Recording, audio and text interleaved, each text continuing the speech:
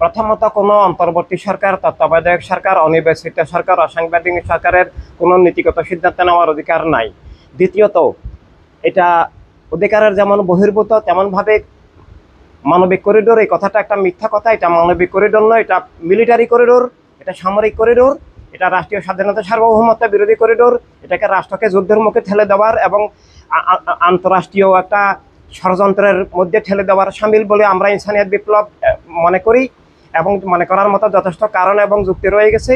এবং অপরদিকে চট্টগ্রাম বন্দর দেশের প্রাণকেন্দ্র, এবং এটার সাথে রাষ্ট্রীয় স্বাধীনতা সার্বভৌমত্ব সব কিছু জড়িত, এভাবে দেশের অর্থনীতি জড়িত।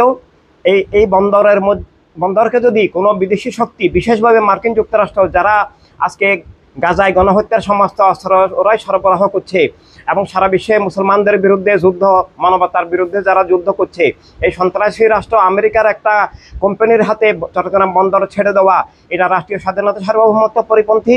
এটা রাষ্ট্রকে ধ্বংস করা এবং বাংলাদেশকে একটা উপনিবেশে পরিণত করা, এবং এখানে মার্কিন সেনাবাহিনী আসবে এবং এই কোম্পানির নামে মার্কিন গোয়েন্দা লোকেরা আসবে এবং রাষ্ট্রের বিরুদ্ধে, দেশ এবং গণতন্ত্রের বিরুদ্ধে ওরা ষড়যন্ত্র করবে, রাষ্ট্রকে একটা কররাজ্য উপনিবেশে পরিণত করবে। সেটা আমরা দেশের স্বাধীনতা সার্বভৌমত্ব এবং ধর্ম এবং জীবনের স্বাধীনতায় বিশ্বাসী কোনো নাগরিক কোনো উপায় মানব না। আমরা প্রাণের বিনিময়ে হলেও এই ধরনের রাষ্ট্রীয় স্বাধীনতা সার্বভৌমত্ব পরিপন্থী, ধর্ম পরিপন্থী, জীবন পরিপন্থী, অধিকার স্বাধীনতা হরণকারী রাষ্ট্রকে বিকিয়ে দেওয়ার এই ষড়যন্ত্রকে আমরা অবশ্যই আদর্শিকভাবে আমরা প্রতিরোধ করে যেতে বাধ্য হব।